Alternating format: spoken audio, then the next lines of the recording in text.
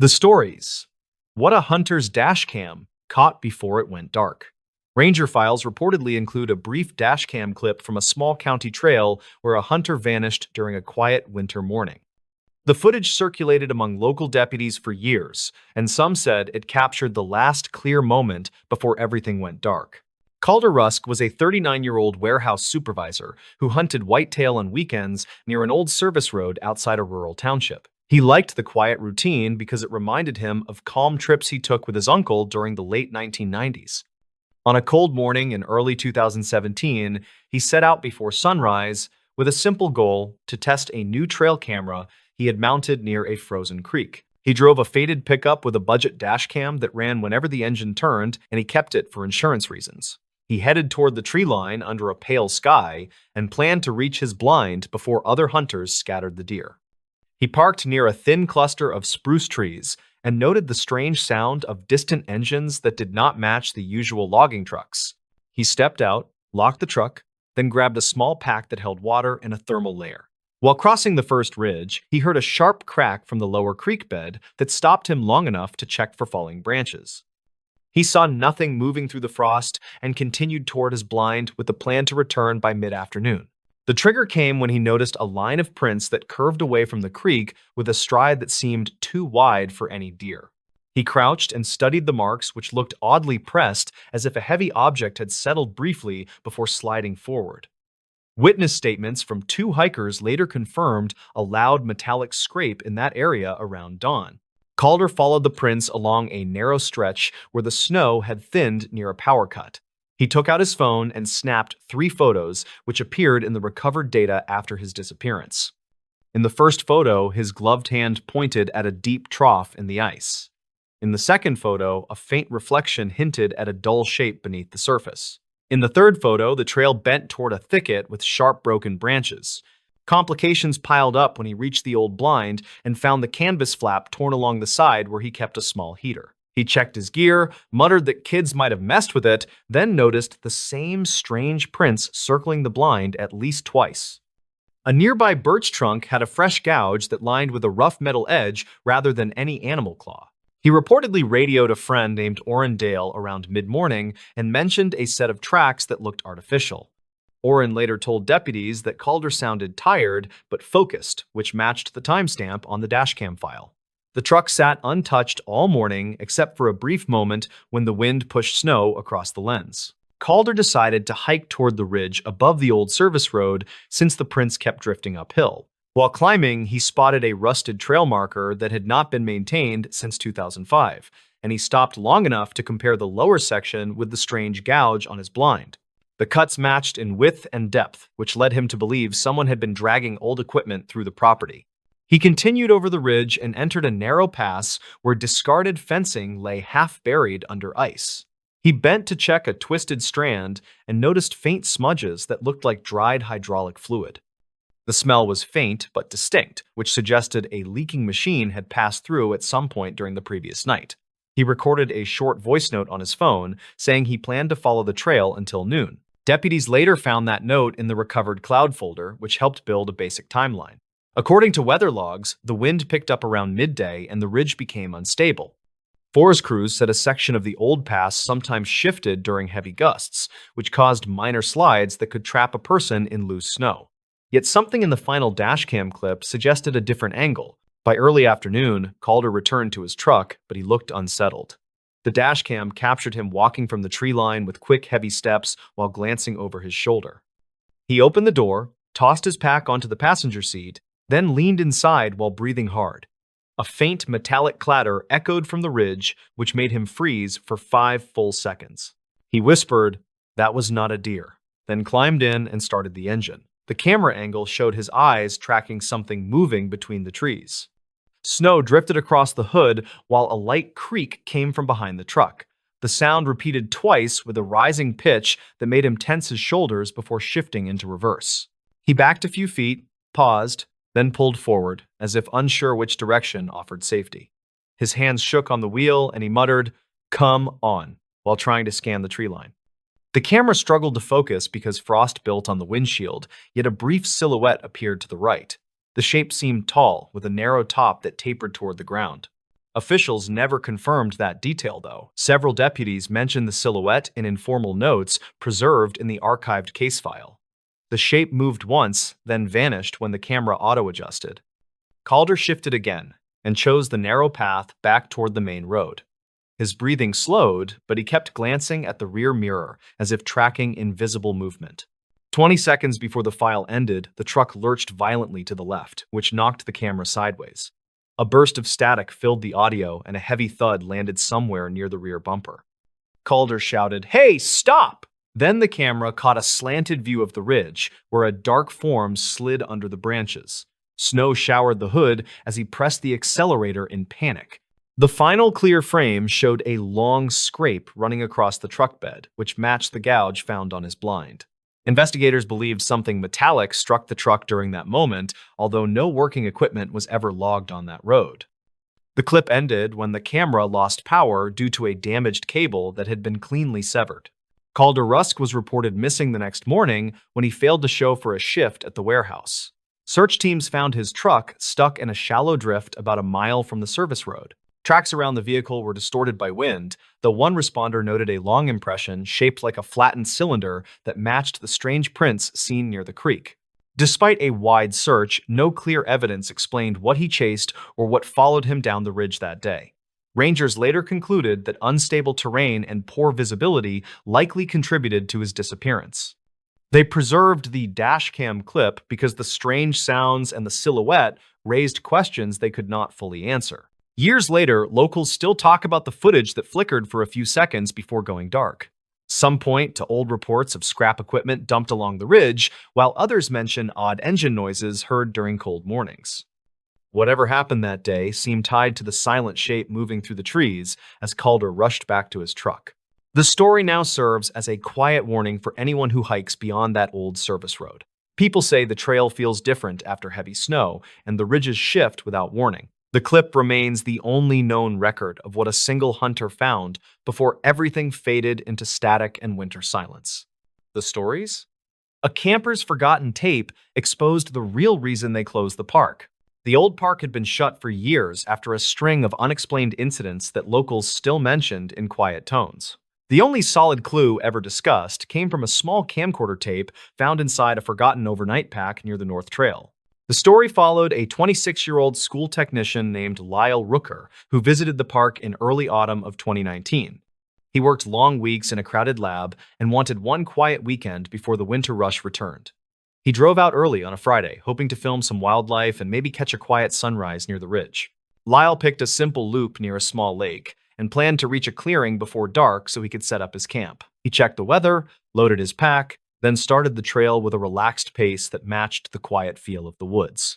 The place had been thinning in visitors for years, and he enjoyed the stillness while he walked toward the lake. The incident started when he noticed a narrow side path marked only by faded blue tape tied around a leaning pine. He looked at his printed map and saw no hint of that path, even though it seemed recently used by something heavy. The ground showed deep impressions and a few dragged lines that he could not match with normal hiker traffic. Lyle moved closer to inspect the impressions, and he recorded a brief clip while he knelt near the dirt with the camcorder. Witness statements later noted that his voice sounded uneasy when he said he might return later to check the full length of the side path. He continued toward the lake, though he kept glancing back with a nervous expression that showed in later recovered frames.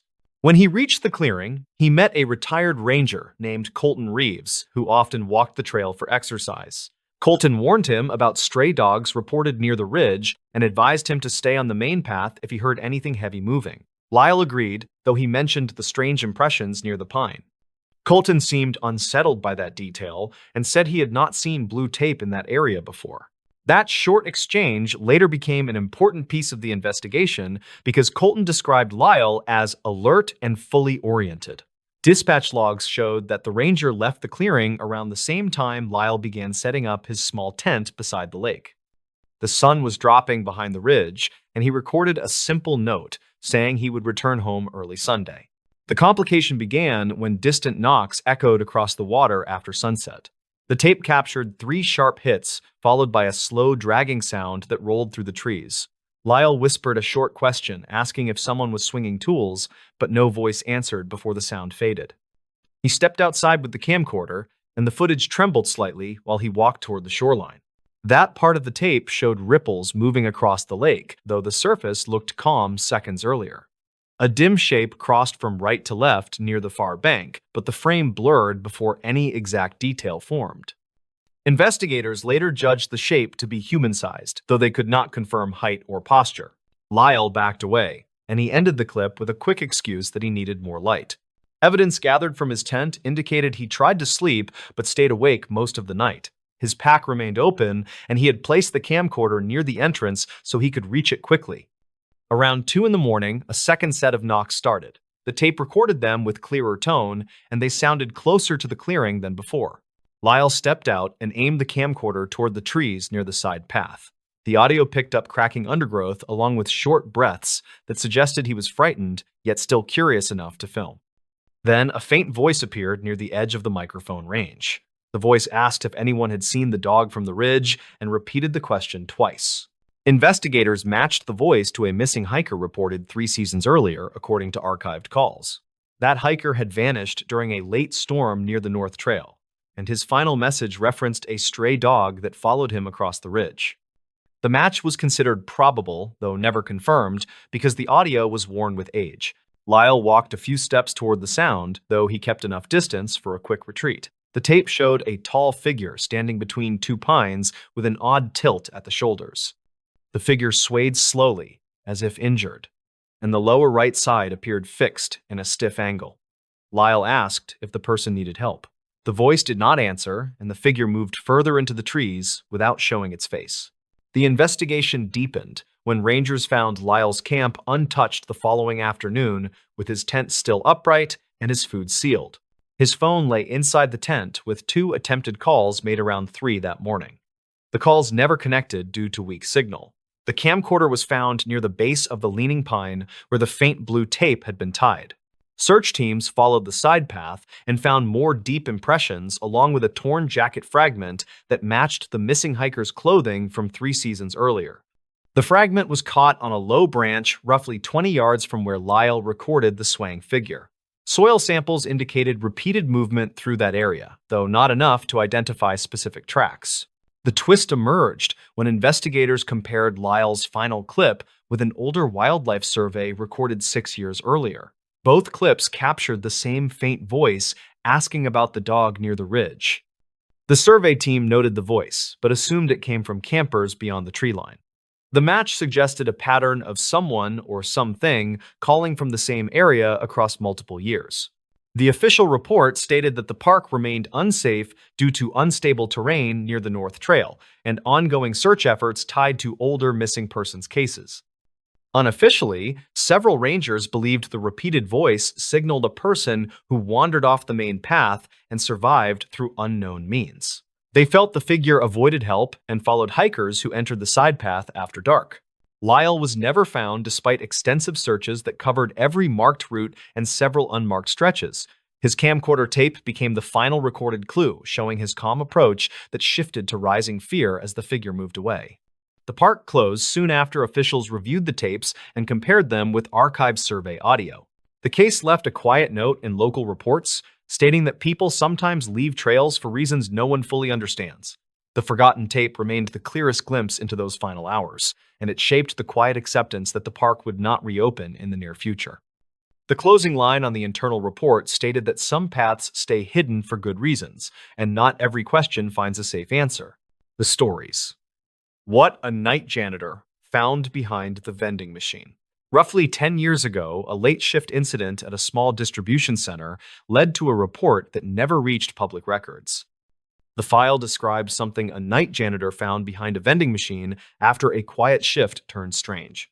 Rylan Cho worked nights at a regional packing warehouse on the edge of a mid-sized town. He was 37 and had been there almost 7 years. He liked the silence after midnight and usually finished his route with music in his earbuds. On this particular night in late spring of 2014, he wanted to clock out early and get home before a storm hit the valley. He started in the loading bay with a simple goal for the night: finish his checklist, empty the bins, and mop the narrow hallway near the break room before the wind picked up outside. The building felt colder than usual, and the air system made a steady hum that covered most small sounds. The incident began around 1:30 in the morning when Ryland passed the break room and saw the vending machine screen flick on by itself. The machine had been glitchy before, so he did not think much of it until he noticed the light did not show the usual bright menu. Instead, it looked dim with a strange gray shimmer moving across the glass. A soft tapping sound came from behind the machine. Ryland stepped closer and asked out loud if someone was stuck. He expected no reply. The tapping repeated 2 times with steady rhythm. He backed up a little and checked the doorway leading to the maintenance hall. No one else should have been there since the last forklift crew left hours earlier. He went to find the shift supervisor but realized he was alone for the next hour since the supervisor had gone to the far lot to handle a truck issue. Ryland returned to the break room and watched the machine again. The shimmer on the screen grew lighter, then faded. He unplugged the power cord to reset it, and the tapping stopped. When he pushed the machine slightly, he felt something resist from behind. The machine sat tight against the wall with no gap. He moved it a few inches and saw a narrow, dark space behind the right side panel. Something metallic glinted inside the space. Ryland grabbed his small work light from the janitor cart and angled the beam toward the opening. A metal box covered with dust sat wedged between the drywall and the machine frame. The box looked old. The lid had a faded sticker with part of a name scratched off. He reached in and pulled it free. Inside were 3 items: a small bound notebook, a thin plastic badge with a photo rubbed almost blank, and an audio recorder the size of a deck of cards. The notebook smelled musty. The first page held uneven handwriting, saying property of Hale Dorn, who worked maintenance from 2003 to 2008 based on a short training archive. Ryland later checked. Ryland remembered hearing from older staff that Hale left suddenly after a safety investigation. Nothing official remained in the shared files. Most said he moved away. A few said he had filed complaints about strange vibrations near the break room wall. Ryland opened the notebook carefully. The first entry from early 2006 described recurring knocking sounds near the vending machine as well as faint static pulses in the wall during night shifts. Hale wrote that he made several unofficial recordings, but none stayed consistent when reviewed later. The next entries grew more detailed. Hale noted timestamps, short sketches of sound waves, and small maps of the hallway layout. One entry from late 2006 described a night when the machine screen flickered with a gray wash, similar to what Ryland had seen hours earlier.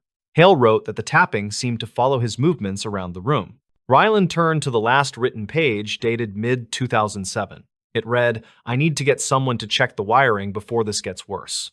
The lines after that looked rushed. Hale wrote that he found a small access hole behind the machine with a narrow duct running into the maintenance room. He believed air pressure changes inside the duct caused some of the sounds. The next note stated, "I still hear something moving in there, although the duct should be empty." Ryland set the notebook down and inspected the audio recorder. It contained a small tape with a handwritten label that read, "Night Shift Sample 2." He slipped it into his pocket with the plan to listen later under better light. He then checked the badge. The image showed Hale with short hair and tired eyes. The back listed his role as maintenance support. Ryland pushed the machine farther from the wall to look for the duct mentioned in the notes. A narrow circular opening near the baseboard revealed an old service channel that ran behind several rooms. It had not been used in years based on the dust and cobwebs. The channel connected to the maintenance room and likely carried air back when the building used a different system. He crouched closer and felt a cool draft from deep inside the channel. The draft moved in a steady pulse instead of a constant stream. When he leaned nearer, he heard a faint scrape followed by 2 soft taps. He jumped back and called out if anyone was inside. No reply followed. Ryland stood still and waited for another sound. 3 minutes passed quietly. He reached into the opening with the work light and shined the beam across the first few feet. Dust floated in the narrow space and nothing moved. The scrape sound did not repeat. He repositioned the vending machine and photographed the channel opening so he could show the supervisor. He then finished his route feeling uneasy. When his shift ended at 3, he took the notebook and recorder home. Later that afternoon, he listened to the tape. It began with low background hum, likely from the old air system. 30 seconds in, a rhythmic tapping started. It matched the pattern Ryland heard earlier. The tapping repeated 4 times, then stopped. Hale's voice spoke quietly, saying, "I know the duct is empty, yet it keeps making that pattern." The tape ended with a short, static burst. Ryland cross-checked the tape with archived maintenance logs from 2006 available through an internal server. He found a note about air pressure complaints near the break room, but no follow-up reports. The log mentioned Hale's concern about a possible leak inside the service channel and recommended an inspection that never occurred. Ryland met with the supervisor the next night and showed the findings. The supervisor listened to part of the tape and agreed that the sound pattern matched what past crews mentioned during older shifts. He filed a report to the facilities manager, who arranged a full inspection later that week. The inspection team removed the vending machine and opened the service channel. They found a partially detached metal flap deep inside that moved when the air system cycled. The flap created repeated taps during pressure changes, which explained the pattern recorded by Hale. Inspectors also found old tools left behind by a previous contractor, which caused the scrape Ryland heard. The team sealed the channel, repaired the flap, and recommended replacing the vending machine wiring due to aging components that caused the strange screen flicker reported by both Hale and Ryland. 2 weeks later, the warehouse returned to normal. The tapping never came back. The recording was archived inside a general maintenance file, and the notebook was stored with other historical documents kept for internal reference.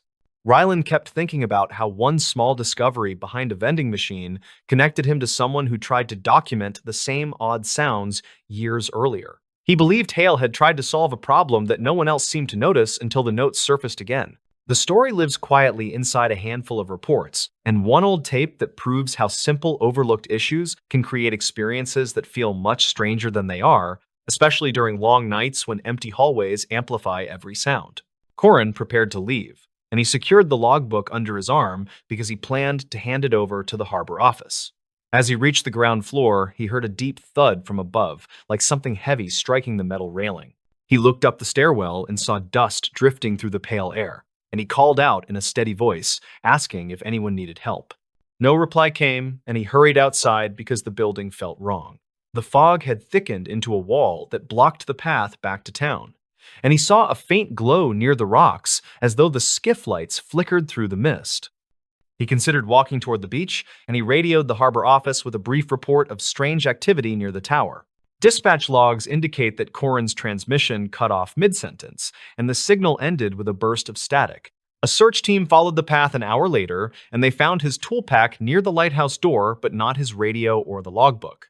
Witness statements described drifting voices on the water that night, and one crew member claimed he saw a dim lantern moving inside the tower. The unsigned log discovered months later matched the fragments found in Corin's notes, and investigators believed the entries were written over several days. They concluded that the skiff likely struck a submerged ledge, and they suspected Corin attempted to reach survivors through the dense fog. No further entries appeared after the final line mentioning the figure on the gallery. The lighthouse remains closed today, and the tower stands quiet during most storms.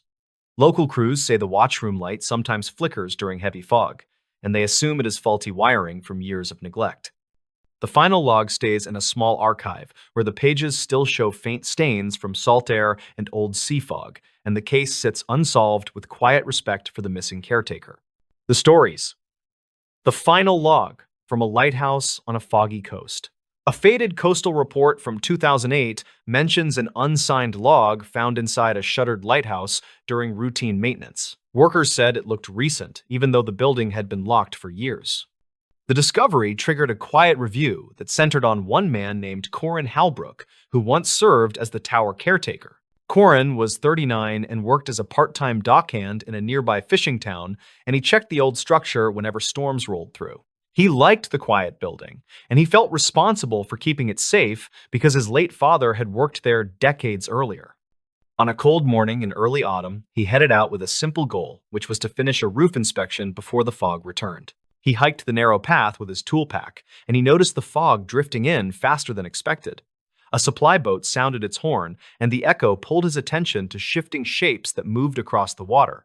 He reached the lighthouse door and found fresh scrape marks on the metal surface, and that detail threw off his routine. Inside, he heard a soft clatter from the watchroom above, and he paused because no one should have been there. He climbed the steep stairs, and the air felt heavier with each step because the tower trapped the fog that seeped through old seams.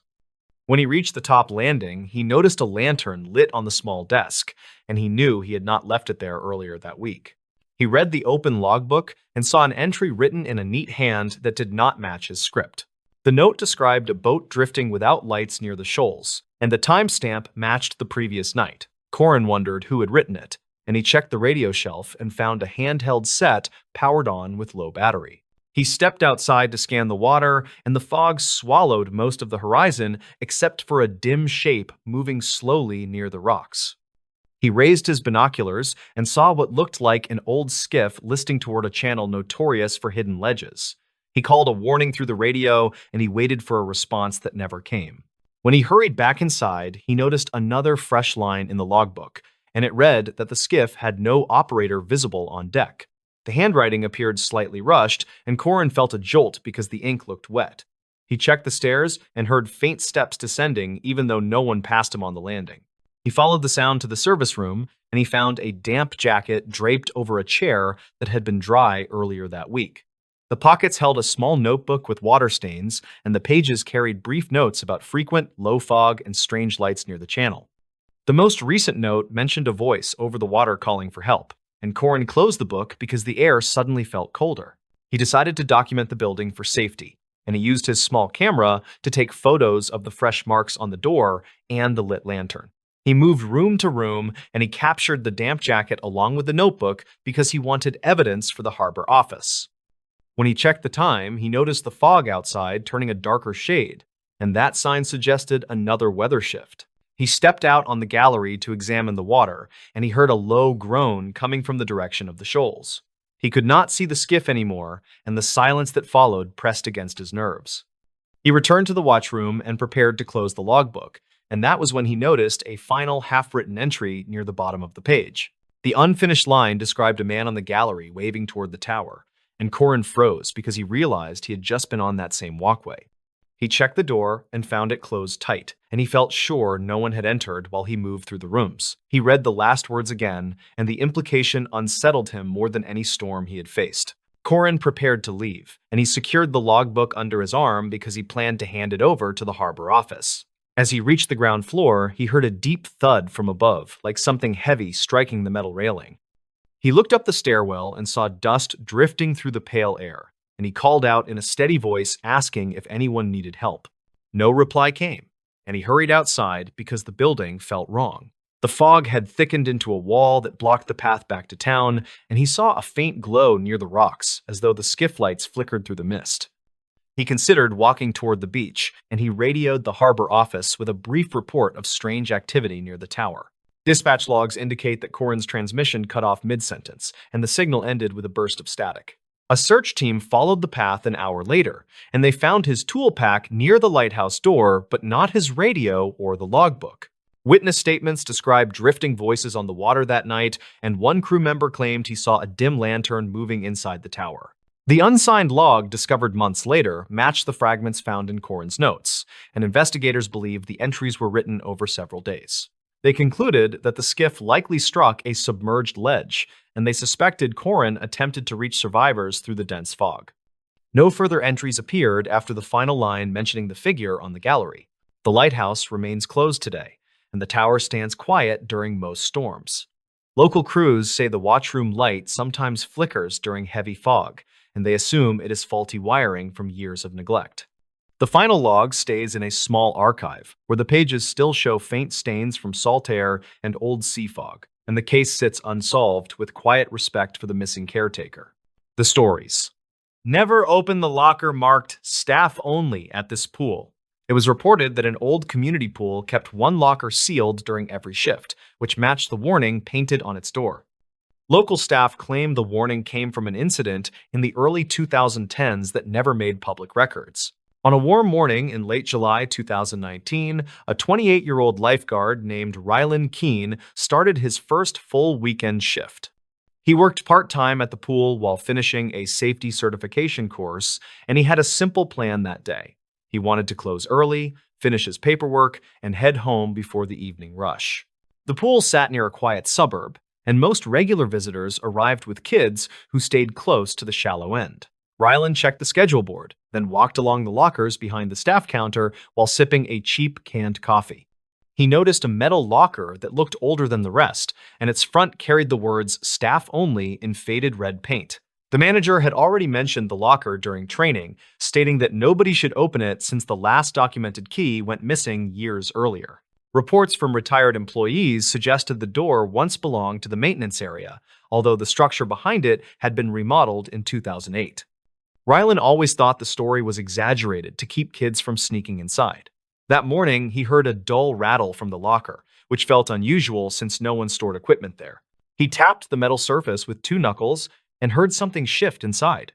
He looked around the empty hallway and said quietly, "Anyone stuck in there?" Which made no sense because the locker was too narrow for a person. The sound stopped, then a faint thud followed, which tightened the idea that maybe an animal had crawled in through the back. Rylan fetched a flashlight from the front desk and returned to inspect the vent near the locker base. Dust coated the grate, and nothing suggested active airflow. He crouched lower but noticed a small slip of paper on the floor, folded twice with the edges stiff from moisture. It looked recently placed and carried a quick note reading, "Check logs before closing time." The handwriting looked rushed, and he recognized none of the staff who wrote like that. He placed the note in his pocket and opened the office drawer where old incident binders were kept. The logs from 2011 through 2014 were thin, while the binder labeled 2015 through 2017 held several handwritten entries from night shifts. One entry from late August 2015 described a report of heavy knocking from behind the old locker. The guard wrote that he radioed a supervisor, then waited 15 minutes before the noise stopped. Another entry from early June 2017 mentioned a staffer who claimed to hear a voice calling for help from inside the wall. The supervisor at the time marked both events as unverified due to limited evidence. Rylan read further and found an archived maintenance note claiming the original access hallway behind the locker had been closed after a small structural collapse in 2010. Workers sealed the area with sheet metal and advised future crews to avoid disturbing it. The description matched the dimensions of the locker, so it seemed the locker mostly existed to cover the patch. Before he could finish the binder, a regular swimmer named Tala Pembry approached the desk to ask about the lap lane schedule. She was in her 40s and visited nearly every morning. She noticed the binder and said, "You checking the old disturbance files," which caught him by surprise because he had not mentioned anything. She explained that she swam here in 2010 when the collapse happened. She remembered a construction light falling behind the wall and a worker yelling that someone was still inside the hallway. Tala claimed she never heard what happened afterward, and she said the staff acted nervous for weeks. Rylan asked what she remembered about the worker. She paused, then said, "He was young, maybe early 20s, before walking toward the changing rooms." Her voice shook slightly, as if she had debated sharing more. He returned to the hallway with the locker and listened again. There was no sound now, only the faint buzz of old fluorescent bulbs. He reached for the handle and felt a cold vibration that did not match the ambient temperature. He stepped back and considered calling the manager, but he knew the manager would say it was nothing more than old pipes. Rylan spent the next hour monitoring the pool and checking the locker during each sweep. At 2 in the afternoon, the note in his pocket felt heavier somehow. He unfolded it again and noticed that the ink looked smeared, almost as if the message had been written minutes earlier rather than hours ago. He checked the front desk computer for any digital archive of maintenance calls near that structure. The system showed a report from 2019, only 4 months old, where a staff member logged hearing metal scraping behind the locker. The entry stated that the scraping stopped when they stepped closer. Later that afternoon, an older groundskeeper named Ward Leston entered the office to collect spare filters. Ward had worked there for more than 15 years and kept a quiet personality. Rylan decided to ask him directly about the locker. Ward froze for a second, then said, "Leave that alone. Someone got hurt behind that door long ago, and the place never settled right." He refused to explain further and left with the filters without another word. With every hour passing, the hallway felt heavier, as if the air thickened around the locker. Around 5:30, the pool emptied, and a soft tapping came from the metal door. Rylan tightened his grip on the flashlight and said, "If there is an animal inside, I have to check before closing." The tapping shifted into a sliding sound, as if something moved downward. He leaned close and whispered, "Do you need help?" which felt ridiculous, but came out naturally. To his shock, a weak voice answered through the thin panel. It sounded like a scared young man saying, "I am stuck in the hall. followed by a strained cough. Rylan jumped back, then approached again and said, "I will get help. Stay calm." He ran toward the maintenance shed and grabbed a crowbar, then returned with his pulse racing. He wedged the tool under the corner and pried, expecting the metal to bend easily. Instead, the locker door lifted sharply on its own, almost like someone had tugged it from the inside. A sharp burst of cold air hit his face as the door cracked open by less than an inch. He pointed the flashlight through the gap and saw a narrow cavity behind the metal panel. It looked like an old service corridor lined with dusty concrete. At the far end, he spotted a reflective surface that resembled a safety vest, and the faint voice called again, saying, "Please pull me out." The corridor seemed impossibly deep compared to the thickness of the wall, which caused him to recoil in confusion. Seconds later, his radio crackled by itself with heavy static that drowned all pool noise. The corridor darkened as if an unseen shadow moved closer, and the vest shape disappeared completely. The voice stopped mid-sentence, and the temperature dropped sharply, making his arms shake. He stepped backward, and the locker door slammed shut with a force that echoed through the empty hallway. He tried the handle again, but it would not budge, and the flashlight died without warning. He backed away and held his breath as the building settled. No further sounds came from the locker. Dispatch logs later stated that he reported the incident at 6:10 in the evening, though the call lasted only 9 seconds before the line failed. Management inspected the locker the next morning, but found no evidence of a corridor or any exposed space. They claimed the interior showed only plywood backing and sealed insulation. Rylan insisted on what he saw, but the staff reminded him that the structure behind the locker had been permanently filled. He wrote a full report, which was stored with older, unexplained events. Weeks later, a former construction worker visited the pool to repair a broken gate. When Rylan described the voice, the worker asked if it sounded like a man named Astor Holt, who went missing during the 2010 collapse. Records suggested he entered the service hall before the accident, though recovery teams never found him. The worker whispered that some crews believed the hall never sealed completely, and the pool carried echoes from that gap. Rylan eventually left the job, but he kept the original folded note as uneasy proof of that day. The locker remains bolted shut, and new staff are told the same warning he once ignored. Some visitors claim they still hear tapping near closing time, though it stops the moment anyone acknowledges it. For anyone walking those quiet hallways, the warning on the locker remains clear. Never open the locker marked staff only at this pool. The stories. The bus route no driver volunteers for anymore. Mason Kiernan had heard about Route 74 from older drivers, who spoke in quiet tones that never carried far. They said the trouble started in the late 2010s after a strange series of reports reached dispatch. Nothing dramatic was proven, yet every account shared the same route and the same stretch of road. Mason was 34 with 6 years on the job, and he handled his shifts without much worry. He covered suburban loops near a quiet industrial strip, and most days followed a predictable pattern. He enjoyed the routine since it felt steady and harmless. When his supervisor asked him to cover Route 74 one cloudy afternoon, he agreed before he remembered the warnings. He showed up early at the depot that day, hoping to review the old logbooks stored in a dusty metal drawer near the operations office. The previous drivers had left short notes that felt rushed and uneasy. One entry from late 2016 mentioned a recorded thump on the rear exterior panel that matched no visible damage. Another entry filed in early 2018 reported an unknown passenger leaving muddy prints that ended halfway down the aisle.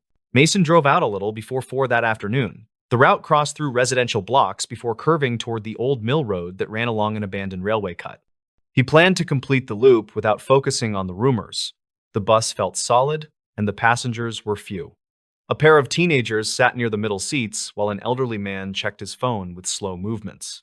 The incident started as Mason merged onto the mill road. His side mirror reflected something darker than the usual late daylight. He caught a shape near the tree line that looked like a person leaning slightly forward. When he blinked, the shape was gone. He told himself it was nothing unusual, since shadows often stretched strangely near wooded areas. Still, he noticed the elderly man glancing toward the same window, as if he had sensed something too. A mile later, the teenagers hit the stop cord. Mason opened the doors, and they stepped out onto a fading concrete pad. As the doors shut, one of them tapped the glass and pointed toward the rear of the bus. Mason reversed the angle of his mirror and saw a smear across the lower panel. It looked wet, like someone dragged a hand along the metal. He checked the road behind him and saw no one there. The teenager shrugged before walking away. Mason continued toward the loop turn, focusing on the sound of the engine. The noise seemed slightly off pitch. He kept his speed steady, but sensed a weight shift near the rear section. The elderly passenger moved closer and asked if everything was all right. Mason told him the engine felt warm but stable. The man nodded and mentioned hearing a hollow tapping near the back wall. At the final stop of the loop, the elderly man stepped out, leaving Mason alone for the return run. He checked the exterior panel and found the smear dry like dust pressed by a damp glove. The shape continued a few inches beyond the edge, as if the contact started slightly off the surface. He wiped it with his sleeve and felt grainy residue flake away with an odd metallic smell. He climbed back inside and started the engine. The interior lights flickered once as the gear engaged. He made it halfway up the hill before a heavy thud sounded near the emergency exit. He braked and listened. Another softer thud followed, like something shifting its weight. He walked down the aisle with slow steps and checked each row. The seats were empty, and the air felt colder than it should for that hour. Near the back seat, he noticed a set of partial prints on the floor. They were narrower than a normal shoe, but shaped like someone walking with uneven pressure. The prints stopped exactly where previous notes claimed they ended. He crouched low and found a fragment of dried soil that did not match the usual clay from the area. It held a reddish tint closer to iron dust from the old mill yard. Mason reached dispatch through the radio and reported the noises. The operator told him to return the bus for inspection, since archived calls from earlier years mentioned similar sounds. He kept the radio open as he returned to the wheel. The air inside felt charged, like static gathering before a storm. On the way back, he passed the same hill where he had seen the shadow near the trees. The mirror caught movement again. This time, he saw a figure standing perfectly still on the narrow shoulder. The figure wore something loose that blended with the background. The face seemed pale, though he could not see details clearly. The figure vanished between glances without any sign of retreat. A minute later, a faint tapping started along the rear exterior. It rose in 3 short bursts that matched a steady rhythm. He recognized a pattern similar to someone hitting metal to test thickness. He held the wheel tight and kept driving until the depot gates came into view. Mechanics met him near the garage. They checked the exterior and found thin scratches near the rear panel that shaped a curved line not caused by branches. The residue he had wiped earlier fell into a small tray and produced a metallic odor stronger than before. One mechanic mentioned that earlier logs described identical residue after drivers reported seeing a lone figure near the mill road in late 2017. The supervisor asked Mason to retrace the interior for any objects left behind. He searched each row with a handheld light. Near the same spot where the prints ended, he found a torn strip of cloth hanging from the seat frame. It felt oddly cold, even under the warm light. The cloth carried the same reddish tint as the soil fragment. Later that night, the depot reviewed old dash recordings from previous years. Most footage showed nothing more than faint reflections. However, one clip from mid-2019 captured a blurred outline moving along the side of a passing bus. The outline kept pace for several seconds before fading near the same hill where Mason saw the figure. Investigators compared the footage with archived local reports. They found mention of a worker who disappeared near the mill site in late 2015. The report never confirmed foul play, and the search ended without results. There was no official link connecting that case to the strange events on the route, yet the timing matched the earliest driver notes. Mason stayed quiet as the supervisor reviewed the findings. The bus still sat idling with a low rumble that hummed through the concrete floor. A mechanic tapped the rear panel and noted that the metal vibrated oddly like a surface recently struck from the outside. Another mechanic mentioned hearing a faint echo that felt delayed by half a second. The depot decided to suspend Route 74 until the buses could be tested. Drivers whispered that the figure near the hill might be tied to the worker who vanished years earlier. No one claimed solid proof, yet the pattern of sightings, sounds, and residue lined up too closely to ignore. The supervisor circulated a memo explaining that the route posed operational risks due to repeated, unexplained interference. Mason drove home that night feeling the weight of everything he had seen. He replayed the moment when the figure appeared in the mirror. He tried to decide if it looked like a person seeking help or a shape formed by shifting shadows. The cloth fragment still felt cold in his memory, though he never touched it again. In the weeks after the suspension, several commuters asked why the route closed. Officials told them the road required maintenance due to instability near the railway cut. Only a few people mentioned the old rumors. Some said they once saw someone walking the hill at dusk, though none described a clear face. Mason returned to his regular loop and kept his focus on safe runs. He never requested Route 74 again. Whenever the topic surfaced among drivers, he listened quietly, without adding his story. He knew what he had heard and seen on that road. He also knew that the evidence, while thin, repeated across years with unsettling consistency. The depot finally retired the buses assigned to that route. They stored them in a corner lot away from the main garage. On calm nights, staff claimed to hear soft taps on the panels as if something moved inside the old shells. No one investigated because the sounds stopped whenever a door opened. Each time Mason passed the lot, he felt a chill rise along his arms. He believed the events were real, even if no official report could confirm them. Route 74 remained closed, and no driver stepped forward to revive it. The story faded from public view, yet those who worked at the depot understood why the route stayed empty. They remembered how it felt to sense a presence following the bus, and they knew some roads carry histories that never fully settle. The nurse who refused to enter Room 6 again. Lila Farnes first heard about Room 6 through a short entry in an old staffing report that mentioned unusual overnight disruptions. The report was dated to 2009 and came from a small regional clinic that sat outside a quiet town with limited medical resources. Lila was 33 and worked as a traveling nurse who filled short contracts in understaffed facilities. She arrived at the clinic during early autumn when the halls felt calm and the night shift moved slowly through predictable routines. Her simple goal that week was to keep a steady rhythm while saving money for a move planned for the next spring. On her second night, she was assigned a rotation that included Room 6, which held a recovering patient named Dorian Pike. He was 62 with a mild respiratory issue that required observation but posed no immediate danger. His chart suggested stable progress, which meant the room should have been an easy stop during her quiet rounds.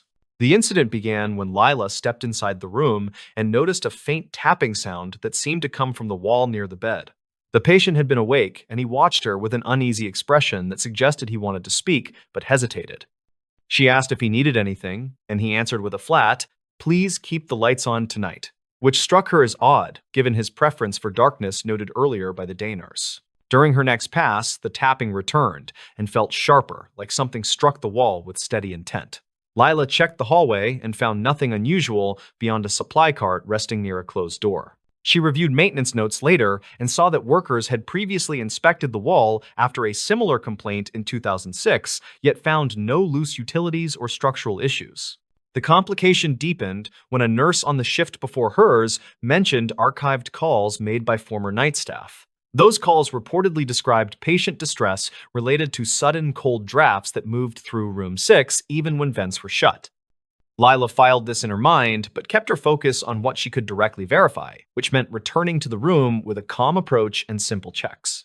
When she entered again, she saw Dorian clutching the call button with both hands and staring at the same wall that had produced the tapping. He whispered, "They move through here," which confused her because he had no history of disorientation and his oxygen levels looked normal.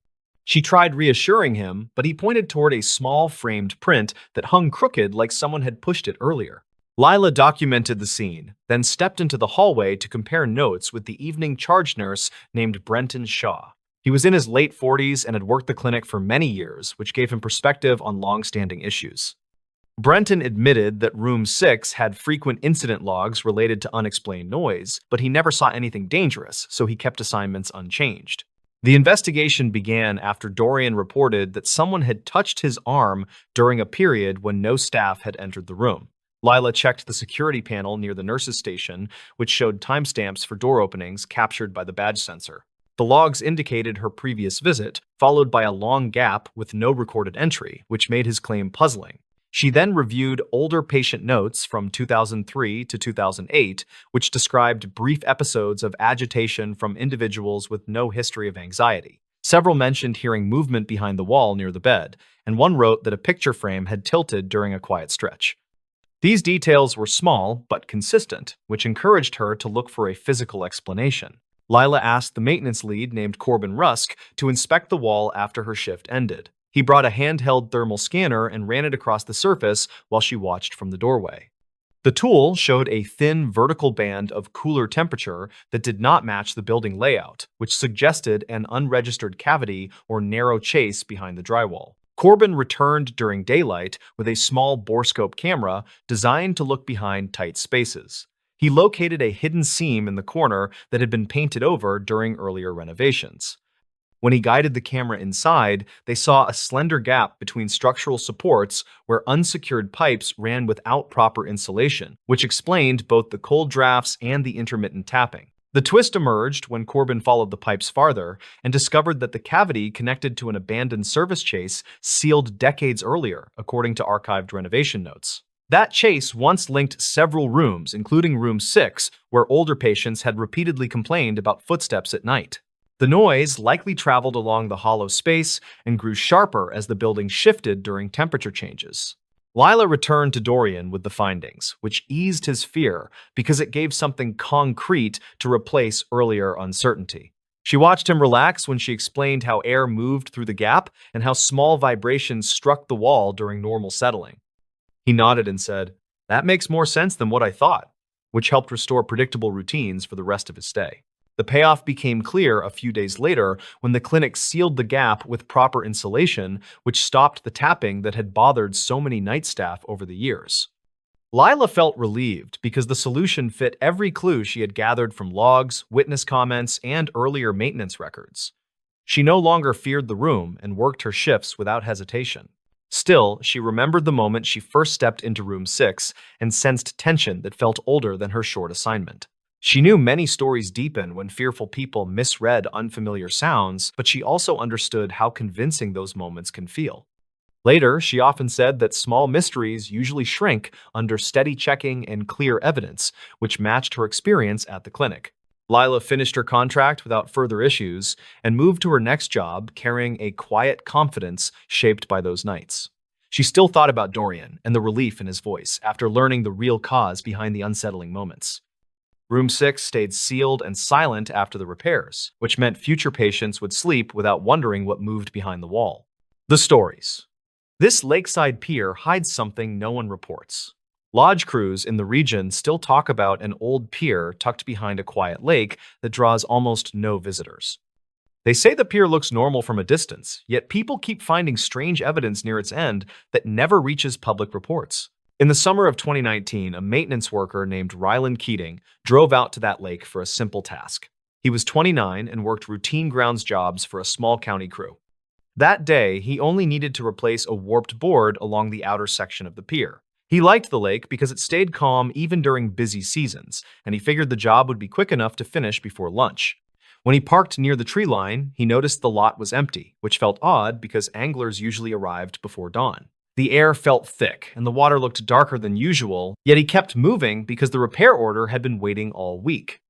He set his toolbox near the first post, then started walking along the pier to check for softboards before carrying supplies to the far section. Halfway across, he heard a short knock against the underside of the pier, which he assumed came from drifting debris. He leaned over the edge to look for logs, but saw nothing moving. The sound happened again, just 2 boards ahead, and this time he felt a faint vibration under his boots. He stepped back and tried to decide if the pier was shifting because of wind, but the lake's surface stayed flat without any waves. He reached the final stretch where the railing changed from new planks to older, weathered pieces. A notebook sat against the inner corner near the last post, which made him freeze because the crew did not store items out there. The notebook looked soaked along the edges, and several pages had stuck together. He picked it up and flipped through the front until he found a name that he did not recognize. The entry mentioned fishing conditions from early spring and included a rough drawing of the lake that ended with a short line stating the water felt wrong that day. He set the notebook down and crouched to check the damaged board that needed replacing. When he pulled the old plank free, he spotted a small metal badge wedged between the beams. It had no markings other than deep scratch lines that looked deliberate. The badge felt cold and heavy despite the warm morning air. He wiped away dirt, then placed it inside his shirt pocket because he wanted to check county records later. Ryland returned to his truck for the replacement board and felt uneasy during the walk back because the knocking sound continued at irregular intervals. When he reached the trunk, he noticed mud streaks on his rear bumper that did not match his earlier tracks. The streak started near the center, then curved down toward the gravel, as if someone had leaned against the vehicle. He looked around the empty lot and called out, asking if anyone needed help. No answer came back. He carried the new plank to the end of the pier and installed it quickly because he wanted to leave. While tightening the final screw, he heard a voice from the tree line near the far side of the lake. The words were hard to understand, yet the tone sounded urgent. He turned and scanned the shoreline, but saw no movement except for a faint ripple near the reeds. He stood still and waited for another sound, then heard what he thought was the same voice repeating a short phrase. The wind picked up, which carried the sound across the water in a strange pattern that made it difficult to pinpoint the source. He packed his tools and walked back toward the lot. Before reaching the shore, he noticed footprints near the first post that looked fresh. They were smaller than his boots and pressed deeply into the wood, which suggested someone had been standing there minutes earlier. He followed the prints for a short distance until they looped back toward the reeds and stopped abruptly where the boards felt damp. When Rylan returned to the office, he turned in the repair report and mentioned the found notebook and badge. His supervisor asked him to set both items on a side shelf until someone from records could examine them. That afternoon, the supervisor checked archival calls for that area and found references to an unconfirmed missing angler from early spring. The angler had signed in at the visitor kiosk but never signed out. Crews searched the lake for 2 days, then scaled back when no solid evidence surfaced. Later that week, Rylan decided to look deeper into the notebook. He flipped through more pages and discovered entries describing odd pressure changes near the pier on quiet days. One entry detailed a single ripple moving against the wind and stopping precisely under the pier.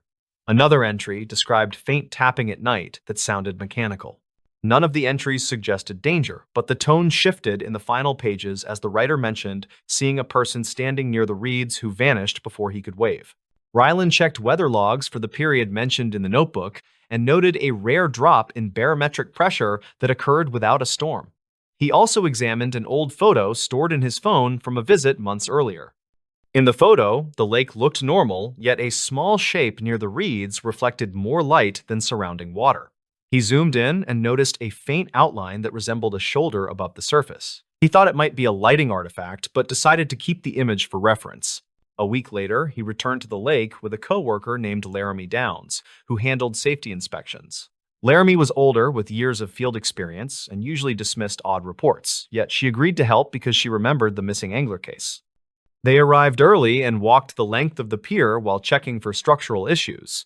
Laramie tapped each beam with a small tool to test for hollow spots. When she reached the section where Rylan had found the badge, she paused because the sound changed. The beam gave a dull response, like something heavy sat under the structure. Rylan lay flat on the boards and lowered his arm to feel beneath the edge. His fingers touched a cold object that felt like metal. He reached further and pulled out a thin plate with holes drilled along one side. It looked like part of an old sonar bracket, but the lake had no recorded installations. Laramie suggested checking old maintenance logs from 2005 because the county once considered adding depth sensors for safety. She also noted the plate looked corroded only on one half, which indicated it had been partially shielded from water for a long time. They carried the plate to the truck and decided to walk the shoreline before leaving. Near the reeds, they found a small indentation in the mud that resembled a knee print next to a flattened patch of grass. The mark faced the lake as if someone had been kneeling to look at something. Laramie pointed out faint parallel lines near the water, which looked like drag marks. She photographed the area, then flagged it for a follow-up survey. Back at the office, Rylan compared the bracket plate with old schematics from a short-lived depth monitoring trial. He found a drawing showing 2 test brackets installed near the pier before the project was canceled. The logs stated the devices were removed after several malfunctions, but the final report accounted for only 1 bracket. The missing bracket had apparently fallen into the lake or been removed without documentation. The scratch lines on the badge matched the spacing of the holes on the plate, which suggested they had been stored or moved together at some point. Rylan checked weather sensors near the lake for unusual readings over the past year. Several early morning reports showed sharp changes in water temperature near the pier despite stable air conditions. He also found a dispatch log from late spring describing a caller who reported seeing a person waving near the reeds before disappearing under the surface. Responders searched but found no footprints and concluded the caller may have seen a bird landing. One night, Ryland returned to the lake alone because he wanted to verify something noted in the notebook. He walked to the end of the pier and stood still, listening for tapping. The lake stayed quiet until a single knock sounded beneath the beams exactly where he had felt vibration weeks earlier. He crouched and waited, then heard a softer knock that echoed against the metal bracket he had removed. He realized the sound pattern resembled the rhythm of small waves hitting a barrier, which made little sense in calm water. He shined a flashlight into the gap where the bracket had been and saw a narrow space that opened into a small cavity under the pier. Something metallic glinted near the back wall. He reached with a long rod and pulled out a rusted hinge attached to a bent bar. The pieces looked like remnants of an improvised tool. He placed the hinge on the deck, then noticed a wet footprint forming near the end post. The shape appeared in seconds, as if someone had stepped there recently. The board around it stayed dry while the footprint darkened. Ryland backed away slowly and pointed the light at the tree line. Nothing moved, and the air stayed silent. He waited for the footprint to fade, but it held shape for several minutes before drying unevenly. He documented the scene with his phone, then left the lake without waiting for more signs. Weeks later, the county closed the pier for extended maintenance and sealed the logs from public access. The missing angler case remained unresolved, yet several notes were added stating unexplained structural anomalies had been found near the outer section. Ryland kept copies of the notebook entries and the photo of the bright shoulder shape. He never returned to the lake, but told coworkers the pier held a mix of forgotten equipment and quiet warnings that did not reach official channels. He believed the clues pointed to someone spending secret time under the structure long before the angler disappeared. He also believed the knocking he heard came from shifting metal against trapped beams rather than anything mystical. Still, the unexplained footprint remained the detail he never understood. Today, the lake sits quiet behind dense trees, and the pier shows new boards that look identical to the old ones. Locals say nothing strange happens there anymore, and officials agree. Ryland thinks the place carries its own quiet trail of missed signs, and he hopes they stay buried where they cause no more stories.